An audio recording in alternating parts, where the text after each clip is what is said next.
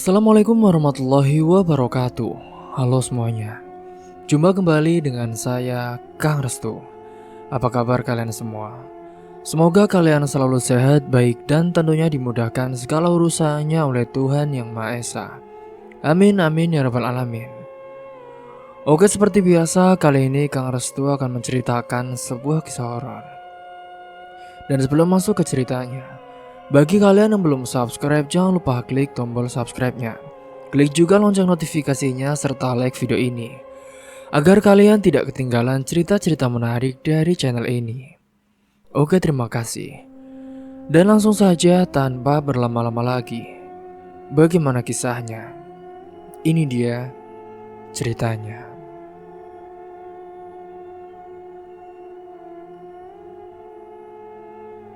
Senja mulai turun di sudut kota kecil tempat Bagus dan juga teman-temannya biasa berkumpul. Warung kopi sederhana yang menjadi tempat pelarian setelah seharian bekerja kini dipenuhi canda dan juga obrolan ringan. Di sudut ruangan, Bagus duduk bersandar dengan tatapan yang sulit untuk diartikan. Kopinya hampir dingin tapi ia belum menyentuhnya sejak awal. "Hari ini kamu kenapa, Gus? Dari tadi kok melamun terus?" tanya Adi, sahabat yang sudah mengenalnya sejak masa SMA. Bagus tersenyum tipis seolah baru tersadar. "Gak apa-apa, Di. Cuma lagi kepikiran sesuatu aja." "Kepikiran apa?" "Pasti soal Puspa lagi ya?" "Iya, Puspa," jawabnya dengan suaranya terdengar lebih pelan namun penuh perasaan. Adi menghela nafas panjang. Ia tahu cerita ini tidak akan berakhir sebentar. Tetapi sebagai sahabat ia tidak keberatan mendengarkan. "Ya wis, ceritain lagi deh, Gus. Kayaknya kamu ini gak pernah bosan cerita soal dia." Bagus memandang cangkir kopinya sejenak, lalu mulai berbicara. "Puspa itu gadis desa yang luar biasa. Kalau aku harus jelasin siapa dia, mungkin gak cukup dengan kata-kata dia untuk menggambarkannya. Tapi dia itu sederhana, lembut, dan anggun. Gak ada satupun perempuan yang bisa aku bandingin sama dia," ucapnya. Adi tertawa kecil. "Kamu dari dulu memang gak bisa move on ya? Padahal kan kalian itu udah kenal sejak SMA. Kenapa gak maju aja dari dulu?" Bagus terdiam sejenak, seolah mencari kata-kata yang tepat. "Dulu, aku pikir kita cuma teman biasa, Di. Kita ini sering bareng-bareng belajar, jalan-jalan, ngobrol. Tapi gak pernah ada yang lebih dari itu. Dia juga gak pernah ngasih tanda-tanda apa-apa. Jadi ya, aku cuma menikmati momen itu aja, Di, tanpa berharap lebih." Adi mengangguk mencoba memahami. "Terus sekarang, apa yang bikin kamu tiba-tiba ingat lagi soal dia?" Bagus menarik nafas panjang sebelum melanjutkan. Aku gak pernah lupa, Di. Tapi baru sekarang aku sadar betapa dia berarti buat aku. Pas kita ketemu lagi di tempat kerja, semuanya jadi lebih jelas. Aku lihat dia bukan cuma sebagai teman masa lalu, tapi seorang yang benar-benar aku kagumi." Adi mengangkat alisnya. "Dia kerja di tempat yang sama kamu?" "Iya, dia jadi staf administrasi di kantorku. Awalnya sih aku gak tahu dia kerja di situ. Pas hari pertama aku masuk, aku lihat dia lagi di meja depan, sibuk nyusun dokumen. Waktu itu aku juga hampir gak percaya kalau itu Puspa." Kebetulan banget ya," ucapnya. "Ya sudah, Gus, saranku, Puspa itu perempuan yang luar biasa loh. Dari cara kamu cerita aja udah kelihatan kalau kamu ini gak segera bertindak. Jangan salahkan siapa-siapa kalau nanti dia diambil orang loh," ucap Adi sambil tertawa kecil. Bagus ikut tersenyum meski dalam hatinya perasaan itu pun tetap berkecamuk. Ia tahu apa yang harus dilakukan, namun keberanian itu belum sepenuhnya hadir. Baginya Puspa adalah lebih dari sekedar cinta pertama atau teman masa lalu. Ia adalah sosok yang menginspirasi, yang mengingatkan bahwa kebaikan dan juga kesederhanaan masih ada di dunia ini. Senja di luar pun perlahan berubah menjadi malam, dan obrolan mereka terus berlanjut. Di tengah riuh rendah suara pelanggan warung kopi, cerita tentang Puspa pun menjadi penghangat di antara dua sahabat. Sementara Bagus terus memikirkan Puspa di sela-sela rutinitasnya. Gadis itu menjalani kehidupannya dengan kesederhanaan yang sudah menjadi bagian yang tak terpisahkan dari dirinya. Di sebuah desa kecil yang masih dikelilingi sawah dan juga pepohonan rindang, rumah Puspa berdiri kokoh masih sederhana.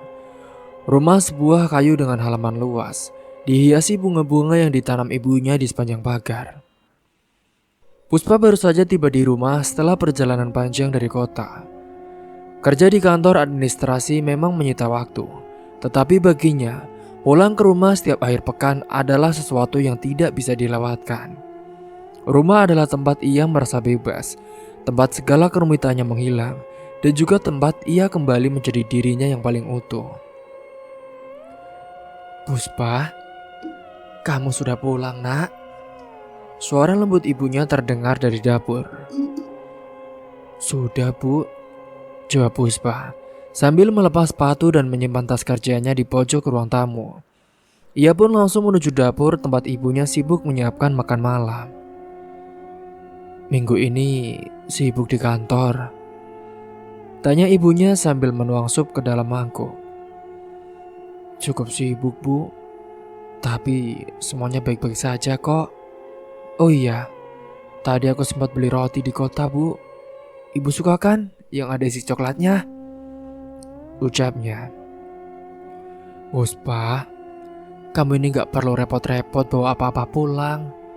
Yang penting kamu sehat, kata ibunya dengan senyum hangat.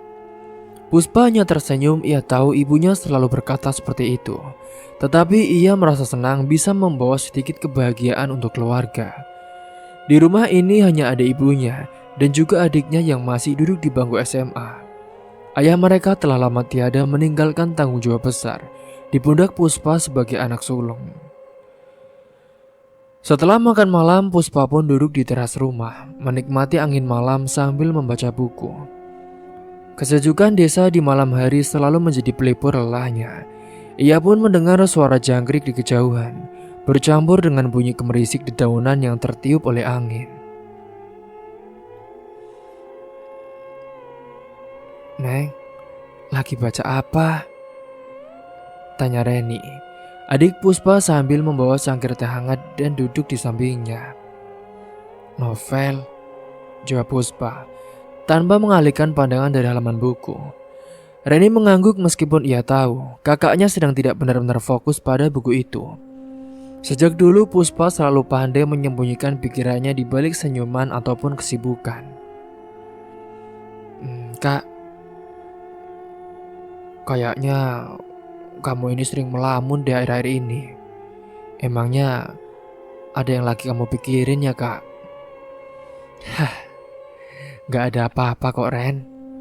Cuma mungkin kakak capek saja, jawabnya. Reni mendekat menatap kakaknya dengan serius. Kak, aku tahu kamu gak cuma capek, Kak. Pasti kakak lagi mikirin sesuatu atau seseorang, jawabnya. Pertanyaan-pertanyaan itu pun membuat Puspa terdiam. Ia tahu adiknya selalu bisa membaca pikirannya, bahkan ketika ia berusaha menyembunyikannya. Mungkin Dede, jawabnya. Siapa, Kak? Bagus, jawab Puspa tanpa bermaksud mengelak lagi. Reni pun langsung terkejut. Bagus? Kakak Bagus, yang dulu sering ke rumah waktu kita masih kecil, Kak. Iya, dia Bagus. Sekarang dia juga kerja di tempat yang sama denganku. Wah, kebetulan banget, Kak. Terus gimana rasanya ketemu lagi sama dia? Tanya Reni dengan antusias. Puspa tersenyum mencoba menyembunyikan rasa yang sebenarnya. Ya kakak senang bisa ketemu lagi. Dia tetap baik seperti dulu. Jadi kakak suka sama dia? Reni bertanya belak-belakan tanpa rasa ragu. Pertanyaan itu pun membuat Puspa terdiam. Ia tidak tahu bagaimana harus menjawab. Baginya Bagus adalah sosok yang selalu bisa membuatnya merasa nyaman. Sejak SMA, ia memang sudah memiliki rasa kagum terhadap Bagus. Tetapi perasaannya selalu ia simpan rapat-rapat. Kakak gak tahu deh Ren. Mungkin dibilang suka ya iya. Tapi kakak juga gak yakin. Kakak juga gak tahu apakah dia punya perasaan yang sama atau enggak. Reni mengangguk pelan, mencoba memahami perasaan dari kakaknya. Kak, aku tahu kakak selalu mikirin orang lain sebelum diri sendiri. Tapi aku rasa gak ada salahnya loh kak, kalau kakak mulai mikirin kebahagiaan kakak sendiri. Kata-kata Reni membuat Puspa tertegun. Ia tahu adiknya benar, tetapi kenyataan tidak pernah sesederhana itu. Sebagai anak sulung, ia merasa punya tanggung jawab besar terhadap keluarganya. Kebahagiaan pribadi seringkali ia kesampingkan demi orang-orang yang ia cintai saat itu. Singkat cerita, malam itu pun setelah Reni masuk ke kamar, Puspa tetap duduk di teras, memandang langit yang dipenuhi oleh bintang-bintang. Pikirannya kembali melayang ke sosok Bagus. Ia teringat saat-saat mereka duduk di bangku SMA.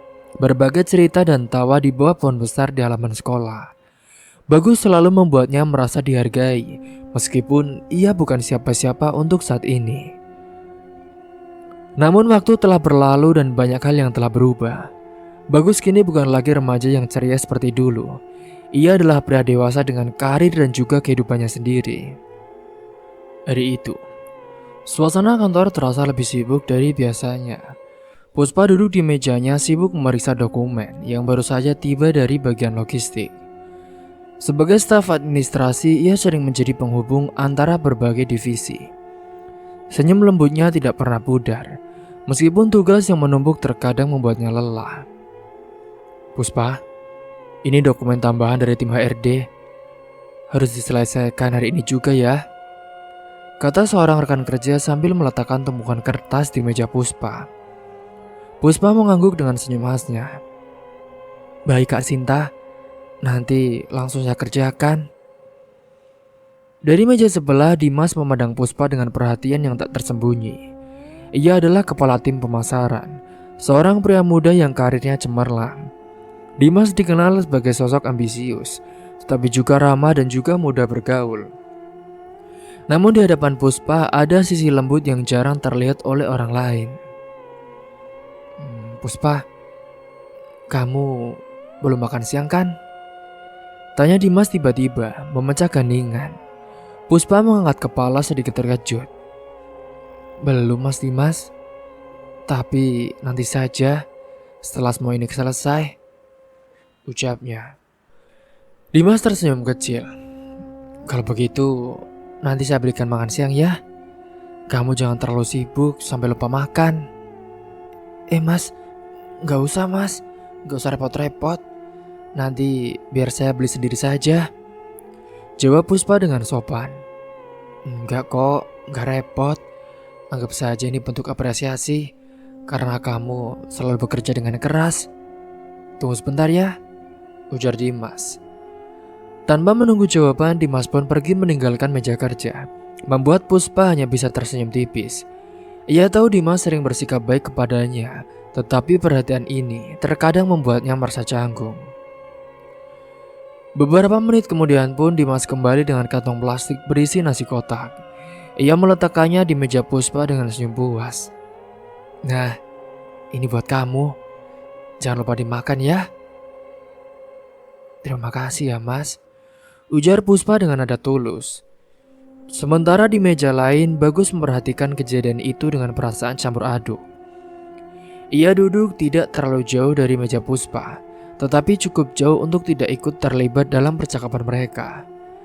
Bagus menggenggam pena di tangannya mencoba terlihat tenang, meski hatinya terusik dan juga cemburu. Dimas bukan hanya lebih tinggi pangkatnya, tetapi juga lebih percaya diri dalam menunjukkan perhatiannya kepada Puspa. Bagus sadar, posisi Dimas memberinya keunggulan dalam banyak hal. Namun itu tentunya tidak membuatnya menyerah. Bagus tahu ia juga harus menemukan cara untuk mendekati Puspa tanpa terlihat memaksa. Saat jam istirahat telah tiba, Puspa berjalan menuju pantry untuk mengambil air minum. Bagus yang sudah menunggunya pun di sana mencoba memanfaatkan momen itu. "Puspa," panggil Bagus dengan nada lembut. Iya Gus, ada apa?"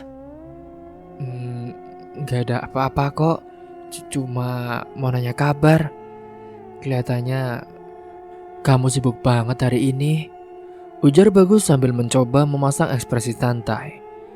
"Iya, hari ini banyak banget dokumen yang harus diberesin, tapi masih bisa diatur kok.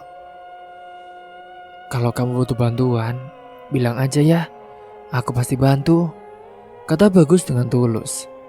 "Terima kasih ya Gus, kamu memang selalu baik," jawab Puspa. Obrolan mereka terhenti ketika Dimas tiba-tiba muncul di pintu pantry. "Oh, kalian di sini. Puspa, kamu udah makan?" "Udah kok Mas, terima kasih ya Mas untuk makan siangnya." "Iya." Gus, kamu udah makan?" tanya Dimas, seolah ingin mengalihkan perhatian. Bagus pun hanya tersenyum kecil. "Udah Mas, terima kasih." Dimas tersenyum dan menepuk bahu Bagus. "Ya udah, baguslah kalau begitu. Kalau butuh sesuatu, jangan ragu bilang ya. Kita kan satu tim." Bagus mengangguk sopan. Meski dalam hatinya ia juga merasa ada ketegangan yang tidak terlihat. Kehadiran Dimas seperti bayangan yang selalu membayangi setiap usahanya untuk mendekati Puspa. Setelah Dimas pergi pun, Puspa menatap Bagus sejenak. "Bagus, kamu gak apa-apa kan? Kelihatannya kamu agak pendiam hari-hari ini," ucapnya dengan terbata. Bagus pun menggeleng cepat mencoba menghilangkan kecanggungannya. "Gak apa-apa kok Pus, mungkin cuma lagi capek aja." Puspa tersenyum meski masih merasa ada yang ganjil, namun ia memilih tidak bertanya lebih jauh. Sementara di meja kerja, Bagus mencoba fokus pada kerjaannya, tetapi pikirannya terus mengarah pada Puspa dan juga Dimas. Ia tahu perhatian Dimas pada Puspa bukanlah hal yang biasa. Dimas jelas memiliki ketertarikan pada gadis itu, dan hal inilah yang membuat Bagus semakin merasa terdesak. Sementara itu di meja sebelah, Dimas duduk sambil memperhatikan Puspa yang sibuk mengetik. Ia tersenyum kecil merasa bahwa ia memiliki keunggulan. Sebagai kepala tim, ia juga sering berinteraksi dengan Puspa dalam urusan pekerjaan, memberinya lebih banyak kesempatan untuk menunjukkan perhatian. Namun di balik kepercayaan dirinya, Dimas tidak sepenuhnya yakin dengan perasaan Puspa. Gadis itu selalu ramah tetapi sulit untuk ditebak. Hingga tak terasa hari itu pun berlalu dengan cepat, dan Puspa menjadi pusat perhatian dua pria yang sama-sama memiliki niat baik, tetapi dengan pendekatan yang berbeda. Di satu sisi Bagus mencoba mendekati Puspa dengan kesabaran dan juga ketulusan. Sementara Dimas, dia lebih berani dan langsung menunjukkan rasa sukanya. Ketika matahari mulai terbenam, Puspa bersiap-siap untuk pulang. Dan saat ia keluar dari kantor, ia melihat Dimas dan Bagus berdiri di tempat parkir. Mereka tampak berbincang. Puspa, kamu sudah mau pulang?" tanya Dimas. "Iya Mas, hari ini saya sudah selesai." "Kalau gitu biar saya antar pulang ya," tawar Dimas dengan nada penuh perhatian. Puspa pun tersenyum dengan sopan. "Terima kasih Mas, tapi saya bawa motor sendiri." "Ya udah, kalau gitu hati-hati di jalan ya," ujar Dimas sambil tersenyum. Bagus pun hanya berdiri diam menyaksikan percakapan itu dengan perasaan tak menentu. Ia tahu jika ia tidak segera bertindak, ia mungkin akan kehilangan kesempatan untuk menyampaikan perasaannya pada Puspa. Namun ia juga sadar bahwa Puspa bukan tipe orang yang mudah ditebak. Malam itu pun ketika Puspa pulang ke rumah, pikirannya kembali dipenuhi oleh dua sosok yang kini hadir dalam hidupnya. Bagus teman masa lalunya yang selalu membuatnya nyaman, dan juga Dimas, pria yang perhatian dan memiliki segala hal yang tampaknya diinginkan oleh semua orang wanita. Beberapa hari berlalu, sejak kejadian di kantor, dan Dimas semakin terang-terangan menunjukkan rasa sukanya kepada Puspa. Ia tidak lagi hanya sekedar perhatian di kantor, tetapi mulai melibatkan dirinya dalam kehidupan pribadi Puspa. Bagi Dimas, Puspa bukan hanya rekan kerja yang cerdas dan juga anggun, tetapi juga sosok yang mampu membuatnya merasa nyaman dengan segala kesederhanaannya. Suatu sore di akhir pekan ketika Puspa sedang merapikan halaman rumahnya yang penuh dengan bunga, suara motor terdengar mendekat. Ia mengangkat kepala dan mendapati Dimas turun dari motornya sambil membawa sebukait bunga. "Mas Dimas?" Puspa, ini aku lewat daerah sini, jadi kepikiran buat mampir. Semoga nggak mengganggu ya," jawab Dimas. "Oh, enggak kok mas, silakan masuk," ujar Puspa. Dimas melangkah masuk ke halaman, matanya tertuju pada bunga-bunga yang berjejer rapi. "Wah, rumahmu cantik sekali ya Puspa, sama seperti yang punya,"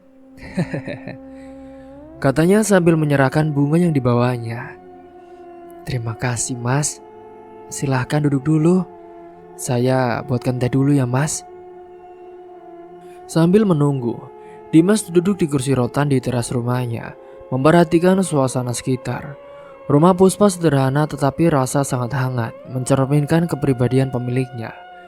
Ketika Puspa kembali dengan 2 cangkir teh, Dimas pun langsung melanjutkan pembicaraan. "Puspa, aku sebenarnya datang ke sini karena ada sesuatu yang ingin aku bicarakan," kata Dimas sambil menatap Puspa dengan serius. Puspa mengangguk pelan mencoba menyembunyikan kegelisahannya. Apa ya mas? Aku ingin mengajak kamu jalan-jalan sore. Nggak jauh kok, cuma ke taman kota. Aku pikir kamu mungkin butuh waktu untuk bersantai setelah kita sibuk di kantor," ujar Dimas dengan nada penuh harap. Puspa terdiam sejenak mencoba mencari cara untuk menjawab tanpa menyakiti perasaan Dimas. Ia tahu perhatian dari Dimas tulus, tetapi hatinya ini sudah lama terpaut pada seseorang yang lain. Terima kasih atas ajakannya ya mas, tapi mungkin lain kali saja ya. Soalnya hari ini saya masih ada urusan di rumah, jawab Puspa dengan sopan. Dimas pun tersenyum meski sedikit kecewa. "Gak apa-apa Puspa, tapi kalau kamu berubah pikiran, kabari aku ya." Setelah beberapa saat berbincang, Dimas pun pamit pulang, meninggalkan Puspa dengan pikirannya yang bercampur menjadi aduk. Ia merasa bersalah karena menolak ajakan Dimas, tetapi ia tidak ingin memberikan harapan palsu kepada Dimas. Malam itu pun Puspa duduk di kamarnya sambil memandangi bunga yang diberikan dari Dimas. Perhatiannya memang menyentuh hati, tetapi ia tidak bisa mengabaikan fakta bahwa hatinya hanya bergetar untuk Bagus. Memang sejak SMA Bagus telah menjadi bagian penting dalam hidupnya, dan perasaan itu pun tidak pernah berubah meskipun waktu terus berlalu. Sementara di sisi lain, Bagus masih berkeluh dengan rasa kurang percaya dirinya. Ia tahu Dimas makin dekat dengan Puspa, dan hal itulah yang membuatnya merasa kecil. Bagus sadar Dimas memiliki segala hal yang tidak dimilikinya, jabatan yang lebih tinggi, keberanian untuk mengungkapkan perasaan dan juga kemampuannya untuk membuat Puspa tersenyum tanpa ragu. Bagus pikir pasti Puspa akan menerima seorang lelaki seperti dia. Hingga pada waktu itu pun Bagus yang teringat dengan kata-kata dari temannya. "Gus, kamu gak akan pernah tahu apa yang Puspa rasakan kalau kamu gak pernah ngomong langsung ke dia," ucapnya. Kata-kata itu pun terus terngiang di kepala Bagus. Ia tahu Rio benar, tetapi melangkah keluar dari zona nyamannya terasa seperti tugas yang sangat mustahil. Hingga beberapa hari kemudian di kantor pun, Bagus kini mulai memperhatikan Puspa yang sedang bekerja di mejanya. Ia terlihat tenang seperti biasa, Tetapi senyumnya yang lembut membuat hati Bagus berdebar. Bagus ingin sekali mendekati dan mengungkapkan perasaannya. Tetapi Dimas seringkali berada di sekitar Puspa, membuatnya dia semakin ragu saat itu. Hingga sore hari itu pun ketika sebagian besar pekerja sudah pulang, Bagus melihat kesempatan untuk berbicara dengan Puspa. Ia pun menghampiri mejanya dengan langkah pelan. Puspa. Iya Bagus. Ada apa ya? Aku cuma mau nanya, kamu punya waktu gak nanti malam? Kalau ada, mungkin kita bisa ngobrol di warung kopi dekat kantor, kata Bagus dengan nada hati-hati. Puspa terdiam sejenak kemudian tersenyum. Boleh, aku juga belum ada rencana. Jam berapa? Jam 7. Kalau kamu gak keberatan, jawab Bagus dengan hatinya sedikit lega. Puspa pun mengangguk saat itu. Oke, aku tunggu di sana ya nanti. Iya. Makasih ya. Malam itu pun Bagus akhirnya memberanikan diri untuk melangkah lebih dekat ke arah Puspa. Meskipun rasa gugup masih menghantuinya, ia tahu bahwa ini adalah kesempatan yang tidak boleh ia lewatkan. Sementara di sisi lain Puspa merasa bahwa mungkin inilah saatnya untuk mendapatkan jawaban atas kebimbangannya antara Dimas yang penuh perhatian dan juga Bagus yang sederhana tapi tulus. Hatinya pun sebenarnya sudah memiliki pilihan, namun ia ingin mendengar langsung dari Bagus, pria yang telah mengisi hatinya sejak lama. Singkatnya pada malam harinya, suasana di warung kopi dekat kantor terasa hangat. Meskipun hujan gerimis mengguyur perlahan di luar, lampu-lampu kuning yang tawara menambah kesan intim di tempat itu. Puspa duduk di salah satu meja dekat jendela, menunggu kehadiran Bagus. Dengan sweater hangat berwarna krem yang dikenakannya, ia terlihat tenang namun sedikit gelisah. Tak lama kemudian Bagus pun muncul di pintu, menenteng payung kecil yang masih basah. Ia mengenakan kemeja biru muda yang sederhana namun rapi. Saat melihat Puspa melambaikan tangan, ia pun tersenyum canggung dan juga menghampirinya. Maaf ya, kalau aku agak telat, kata Bagus sambil menarik kursi. Enggak kok, aku juga baru sampai, balas Puspa sambil tersenyum lembut.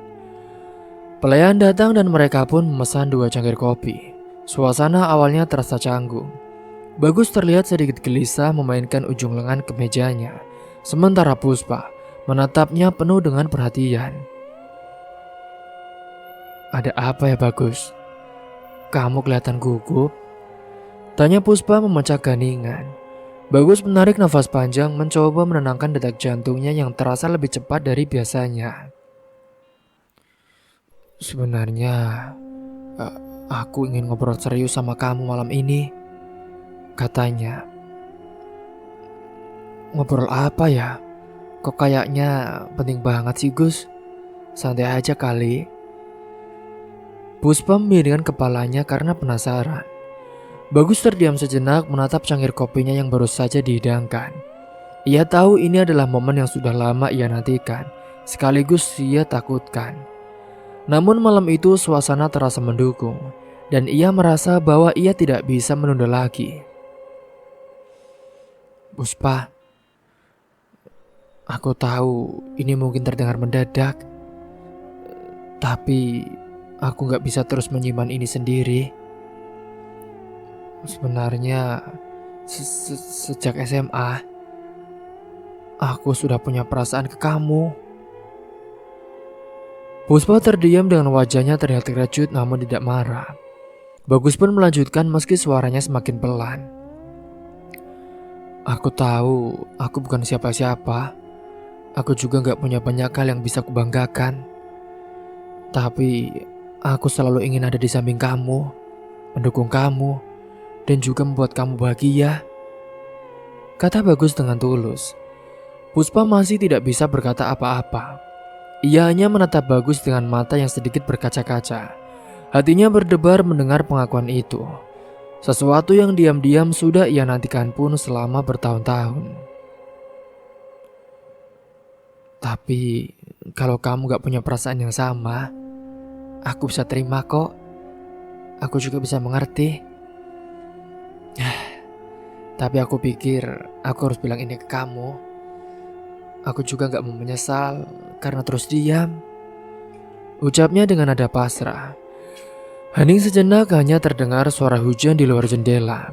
Lalu senyuman muncul di wajah Puspa. Senyuman yang begitu hangat hingga membuat hati Bagus merasa lega.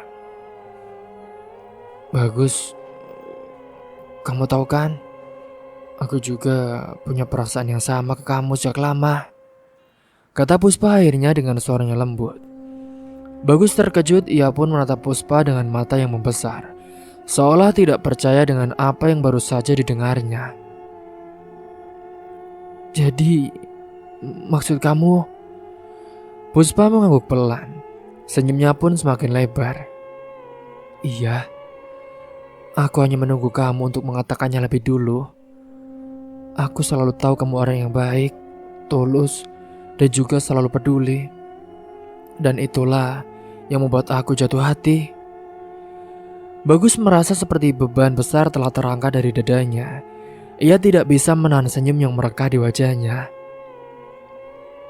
Jadi, kamu mau jadi pacarku? Iya. Makasih ya Puspa. Aku janji aku akan selalu ada buat kamu. Aku gak akan mengecewakan kamu. Puspa menggenggam tangan Bagus di atas meja. Sebuah sentuhan yang sederhana tetapi penuh makna. Malam itu pun mereka berdua merasakan kebahagiaan yang sulit untuk dijelaskan dengan kata-kata. Namun di luar warung kopi, ada sosok yang memperhatikan mereka dari jauh. Itu adalah Dimas, yang kebetulan lewat di tempat itu. Ia tidak sengaja melihat Puspa dan Bagus duduk bersama. Ia memperhatikan dari dalam mobilnya, dan amarah pun perlahan memenuhi hatinya ketika melihat Puspa menggenggam tangan Bagus dengan penuh kasih sayang. Jadi, ini alasan dia menolak aku. Karena Bagus. Dimas tidak bisa menerima kenyataan itu. Ia merasa dikhianati, meskipun ia tahu bahwa cinta tidak bisa dipaksakan. Namun rasa dendam mulai menguasai pikirannya. Ia melihat Bagus, pria yang pangkatnya lebih rendah darinya di kantor, berhasil mendapatkan hati Puspa. Hal itu pun memelukai harga dirinya. Singkatnya malam itu setelah Puspa dan Bagus meninggalkan warung kopi, Dimas masih duduk di mobilnya, memikirkan apa yang akan ia lakukan selanjutnya. Ia pun tidak ingin menyerah begitu saja, tetapi ia juga tahu bahwa Puspa mungkin akan membuat pilihannya.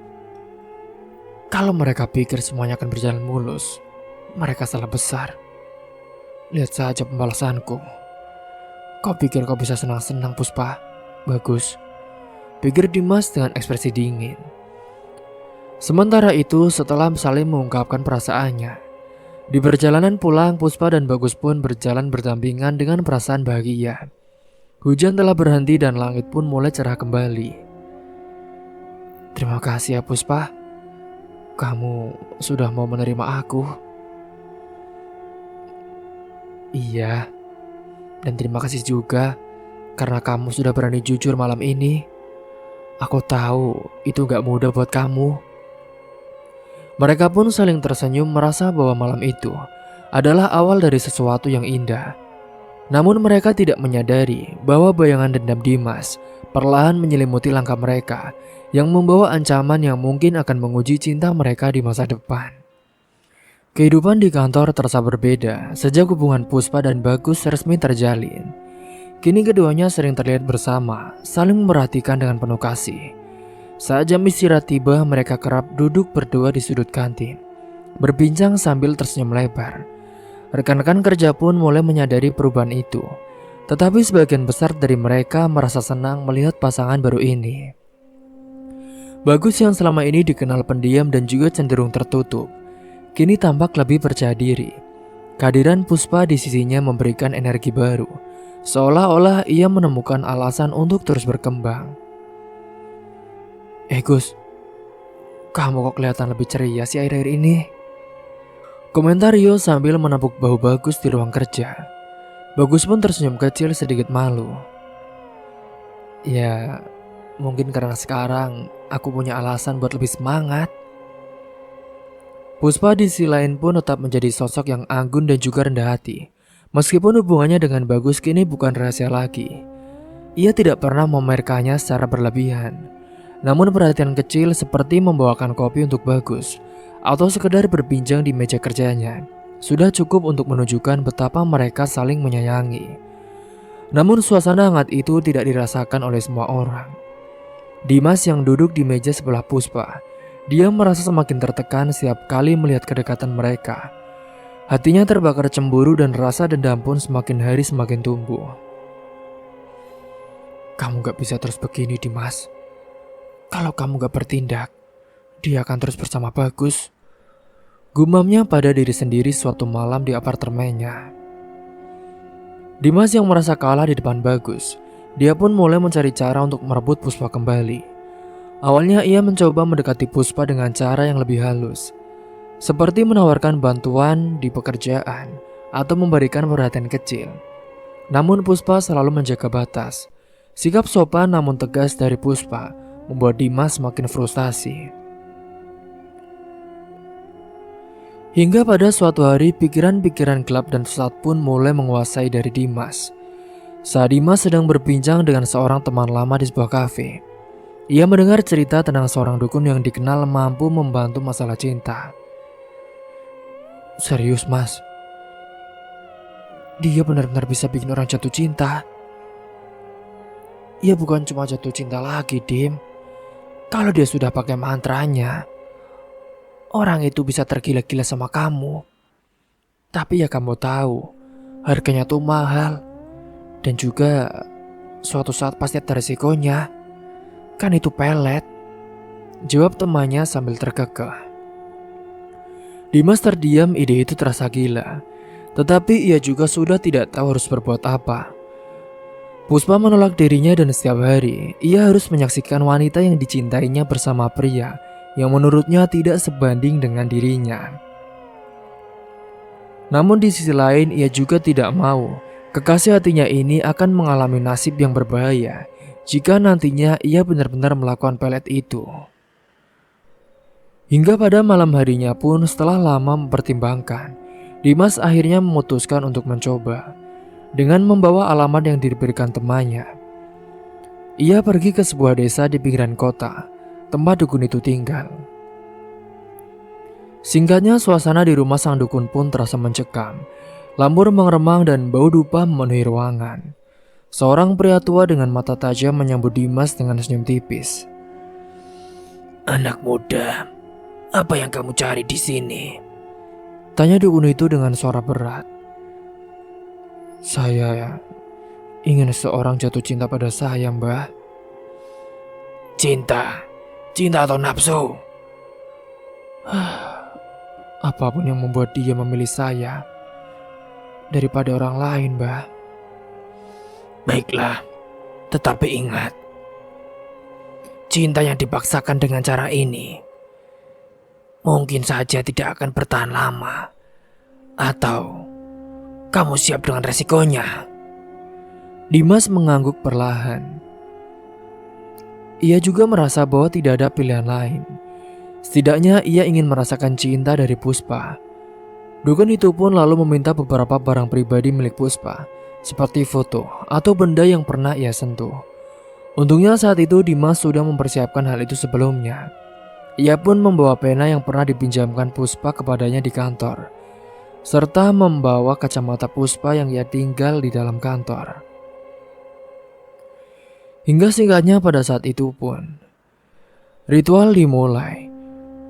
Dukun itu melantunkan bacaan-bacaan dengan asap dupa semakin pekat dan suasana menjadi semakin mencekam. Dimas hanya bisa terdiam merasakan campuran antara kegugupan dan juga harapan. Setelah beberapa saat dukun itu berhenti dan menatap Dimas. "Mantraku ini sudah berjalan. Mulai besok, kamu jangan lupa kasih bubuk ini ke minuman meja yang diminum oleh sosok perempuan itu. Nanti pasti dia akan tergila-gila denganmu. Tapi ingat, jika ada halangan atau hambatan, kamu harus segera kembali ke sini." kata dukun itu dengan nada serius. Dimas pun mengangguk dan memberikan amplop berisi uang sebagai pembayaran. Ia pulang dengan perasaan campur aduk, berharap bahwa usahanya ini akan membuahkan hasil. Keesokan harinya di kantor, Puspa pun merasa aneh. Ada perasaan yang tidak biasa saat itu, seolah pikirannya terus mengarah kepada Dimas. Apalagi ketika pada waktu itu, minuman-minuman yang telah dibawa oleh Puspa telah diberikan bubuk-bubuk yang diberikan oleh sosok Mbak Dukun itu, agar nantinya Puspa ini tergila-gila dengan Dimas.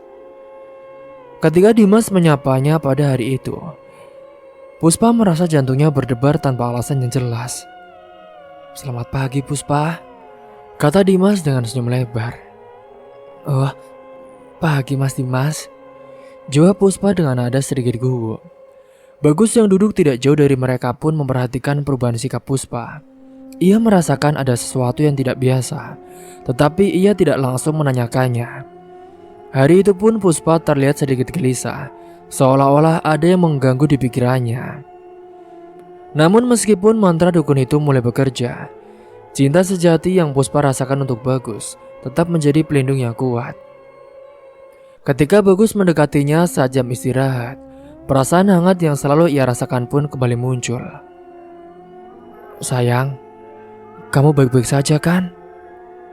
Hari ini kamu kelihatan aneh banget deh," tanya Bagus sambil menyentuh tangan Puspa. Aku gak tahu rasanya sayang. Tiba-tiba ada sesuatu yang aneh mengganggu di pikiranku, tapi aku gak bisa menjelaskannya. "Apapun itu, aku di sini buat kamu."